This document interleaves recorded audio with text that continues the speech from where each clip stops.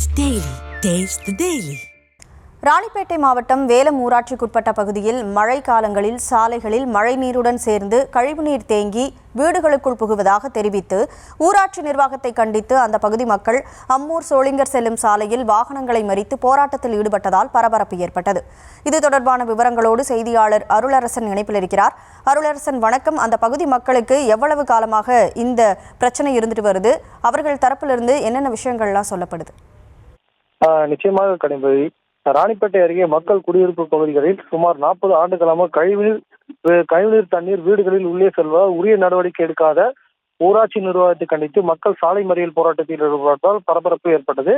ராணிப்பேட்டை மாவட்டம் வேலம் ஊராட்சிக்குட்பட்ட இந்திரா நகர் பகுதியில் கழிவுநீர் கால்வாய் வசதிகள் இருந்தும் மழைநீர் தண்ணீர் வெளியேற போதிய வடிகால் வசதி இல்லாத காரணத்தால் அப்பகுதியில் மழைக்காலம் வரும்போதெல்லாம் மழை தண்ணீருடன் கழிவுநீர் தண்ணீர் வீடுகளில் உள்ளே செல்வதும் அதேபோல் அப்பகுதியில் முழங்கால் அளவிற்கு தேங்கி நிற்பதாக மக்கள் குற்றச்சாட்டை தெரிவித்து வருகின்றனர். இந்த நிலையில் கடந்த சில நாட்களாக பெய்து வரும் தொடர் கனமழையின் காரணமாக நேற்று பெய்த கனமழையின் காரணமாக கழிவுநீர் தண்ணீர் வெளியேற வழி இல்லாமல் பல நாட்களாக மக்கள் வசிக்கும் குடியிருப்பு சாலையில் பகுதிகளில் முழங்கால் அளவிற்கு குளம் மற்றும் குட்டை போல் தேங்கி உள்ளதாகவும் இதனால் அப்பகுதியை சேர்ந்த பொதுமக்களுக்கு டெங்கு மற்றும் மலேரியா உள்ளிட்ட இன்னும் பல புதுவிதமான நோய் தொற்று ஏற்படும் என குற்றச்சாட்டு தெரிவித்து வருகின்றனர்.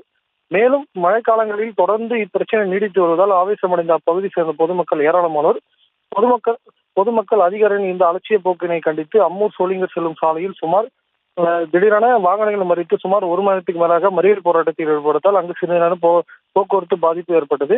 இதனையடுத்து சம்பந்தப்பட்ட அதிகாரிகள் மற்றும் காவல்துறையில் சம்பவ இடத்திற்கு விரைந்து வந்து மறியல் போராட்டத்தில் ஈடுபட்ட பொதுமக்களோடு பேச்சுவார்த்தை நடத்தி இதன் மீது உரிய நடவடிக்கை எடுப்பதாக தீர்வு காணப்பட்ட பின்னர் போராட்டத்தை கைவிட்டு கலைந்து சென்றனர்.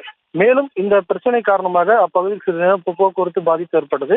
மேலும் சுமார் 40 ஆண்டுகளாக நீடித்து வரும் இந்த பிரச்சனையை உரிய நடவடிக்கை எடுக்கவில்லை என்றால் அடுத்த கட்டமாக நாங்கள் மாவட்ட ஆட்சியர் மற்றும் பல்வேறு இடங்களில் போராட்டத்தை நடத்தப்படுவதாக அப்பகுதி மக்கள் தெரிவித்தனர். கனிமொழி,